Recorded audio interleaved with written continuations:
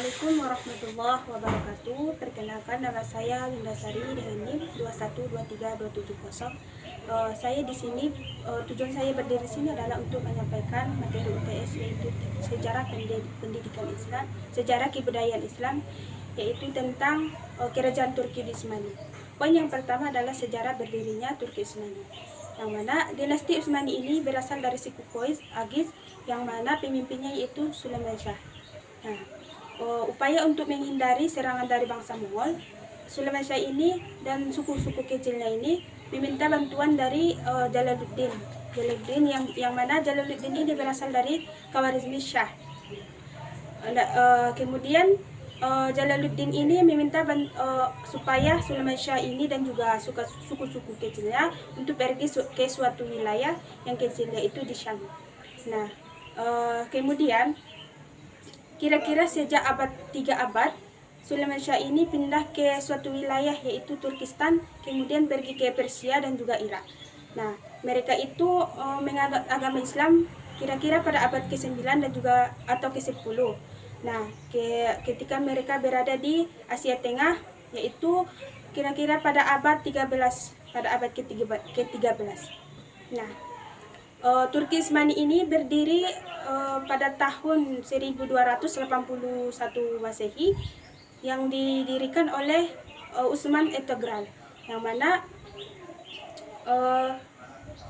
Turki Utsmani ini, nama Turki Utsmani ini berasal dari nama kakeknya yang pertama, yaitu Utsman Ertuğrul bin Sulaiman Shah, yang berasal dari suku Kois. Ertuğrul ini setelah kewafatan dari Ertuğrul ini, yaitu pada tahun 1289 Masehi, yang kemudian kepemimpinannya itu digantikan oleh putranya, yaitu putranya yang bernama Utsman, yaitu kira-kira pada abad 1300 Masehi. Nah, ketika itu bangsa Mongol ini menghadapi di penindasan dari bangsa Mongol. Nah, ketika itu Alauddin mati terbunuh oleh serangan dari bangsa Mongol itu. Nah, dari kematian Alauddin II inilah yang menyebabkan Utsman ini mengakui kemerdekaannya dan juga berkuasa atas kekuasaan yang ada. Seterusnya, poin yang kedua yaitu tentang tokoh-tokoh yang pernah berkuasa di Turki Utsmani. Yang pertama yaitu Utsman, yang kedua Orkan I, kemudian Murad I, Bashid, dan juga Muhammad I, dan juga Murad II. Kemudian di seterusnya yaitu Ibrahim, Sulaiman II, Murad III, Ibrahim, dan masih banyak lainnya. Secara umumnya ini tokoh yang pernah menjadi sultan di Turki Utsmani ini sebenarnya ada 40, tapi yang saya bacakan hanya beberapa saja. Seterusnya, poin yang ketiga yaitu tentang faktor yang mendorong kemajuan Turki Utsmani. Yang pertama adalah faktor pemerintahan yang baik dan juga militer yang kuat. Yang mana pada pemerintahan Turki Utsmani, pemerintahnya itu cukup baik dan juga pengelolaan pemerintahnya itu berjalan dengan lancar. Dan juga pada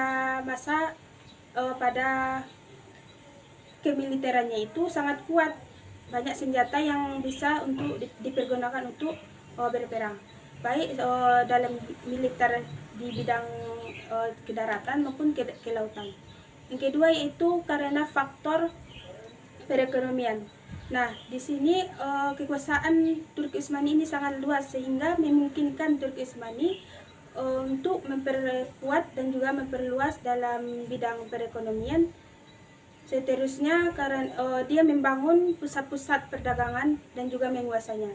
Faktor yang ketiga yaitu dalam bidang ilmu pengetahuan dan juga kebudayaan, yang mana pada waktu itu banyak tokoh-tokoh yang masuk kepada Turki Utsmani. Di antaranya itu Baki dan Muflad, yang masa waktu itu dia mengajukan tradisi yang berasal dari Persia dan juga dari Irak. Kemudian dalam bidang arsitektur, dia yaitu pada masa pemimpin Sultan Sulaiman Al-Qanun. Dia mendirikan di berbagai pusat kota dan juga kota-kota lain. Dia mendirikan sebuah masjid, sekolah, pesantren, dan juga taman kota, rel kereta api, dan juga pemandian umum lainnya. Kemudian poin yang keempat yaitu faktor yang mendorong kemunduran dari Turki Utsmaniyah. Faktor yang pertama adalah karena banyaknya penduduk atau wilayah yang luas yang mengakibatkan Turki Utsmani ini tidak mampu dalam mengatur dalam wilayah tersebut. Yang kedua yaitu karena penguasa yang sangat lemah. Nah, ketika itu setelah wafatnya Sultan Sulaiman Qanun ini wafat, kemudian pergantian kekuasaan ini digantikan oleh penguasa yang lemah, sehingga menyebabkan keruntuhan dalam kerajaan Turki Utsmani. Poin yang ketiga yaitu karena ketika dalam pemilihan penjabatan dalam suatu kerajaan itu banyak yang menyuap supaya bisa berkuasa dalam suatu kerajaan itu. Yang keempat yaitu karena faktor ekonomi. Kenapa faktor ekonomi ini menjadi penyebab kemunduran dari Turki Utsmani? Karena apa? Karena waktu itu dalam Turki Utsmani ini sering berperang yang mana kondisi keekonomian ini menurun, sedangkan peperangan ini sangat membutuhkan biaya, sehingga ini menyebabkan terjadinya kemunduran dalam Turki Utsmani. Poin yang kelima yaitu tentang ibrah atau manfaat yang bisa kita ambil dari kerajaan Turki Utsmani. Yang pertama yaitu kita dapat memahami bagaimana sejarah dan juga perkembangan dalam Turki Utsmani. Yang kedua yaitu kita dapat mengetahui sistem pemerintahan dari Turki Utsmani, bagaimana sistem perekonomiannya, bagaimana sistem militernya, dan juga dalam pengembangan ilmu pengetahuan. Dan juga kita dapat mengetahui bagaimana Turki Utsmani ini dalam mengidentitaskan dirinya terhadap perkembangan zaman. Yang seterusnya yaitu peninggalan sejarah yang terjadi yang ada pada Turki Utsmani. Yang pertama yaitu peninggalan Masjid Biru, yang mana waktu itu Masjid Biru ini dibangun oleh Sultan Ahmad Mahmud I. Itu dia mendirikannya. Masjid yang didirikan ini sangat bagus sehingga dapat menyaingi Hagia Sophia. Nah, dia di bentuk bangunannya ini sangat indah, dan juga puncak-puncaknya ini Masjid Biru ini sangat indah, bentuk bangunannya sangat indah, menaranya juga sangat bagus sehingga bisa jadi wisatawan. Masjid Biru ini memiliki keistimewaan khusus, yang mana masjid ini berbeda dengan masjid yang lainnya. Kalau Masjid Biru ini didirikan dari hasil uang kas negara, sedangkan kalau masjid yang lainnya itu bisa berasal dari harta rampasan, dan juga harta rampasan ketika perang, dan juga yang lainnya.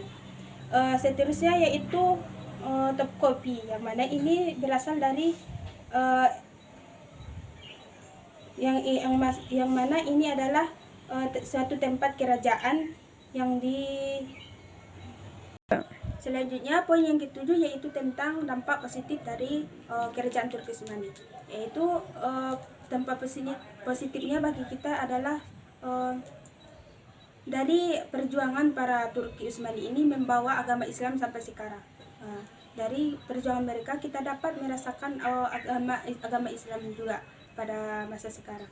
Dan juga yaitu Turki Utsmani ini membawa membawa ilmu pengetahuan tentang arsitektur, perekonomian, dan juga yang lain-lainnya.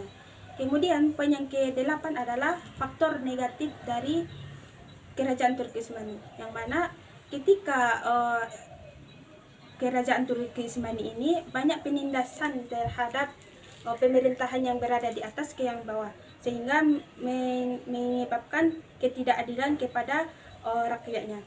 Kemudian yaitu poin yang ke-10, yaitu apa hal yang tidak penting atau hal yang buruk yang terdapat dalam Turki Utsmani. Yaitu yang pertama adalah pada waktu masa pemerintahan Turki Utsmani ini yang tidak mementingkan ilmu pengetahuan, sehingga menyebabkan kebodohan terhadap pemerintah, baik terhadap pemerintah maupun terhadap masyarakat, sehingga inilah yang menyebabkan kehancuran terhadap Turki Utsmani. Nah, kalau dibandingkan dengan masa sekarang, jika kita tidak mementingkan ilmu pengetahuan, maka hal yang sedemikian juga akan terjadi pada masa sekarang. Kita akan menjadi bisa jadi negara kita juga akan dijajah oleh negara lain, karena kita tidak mampu menyeimbangi perkembangan zaman. Nah, di sini kita perlunya pendidikan itu, perlunya ilmu pengetahuan. Selanjutnya yang tidak perlu kita tiru, yaitu karena mungkin sekian yang bisa saya sampaikan tentang materi Turki Utsmani. Salah dan jalannya saya mohon maaf. Assalamualaikum warahmatullahi wabarakatuh.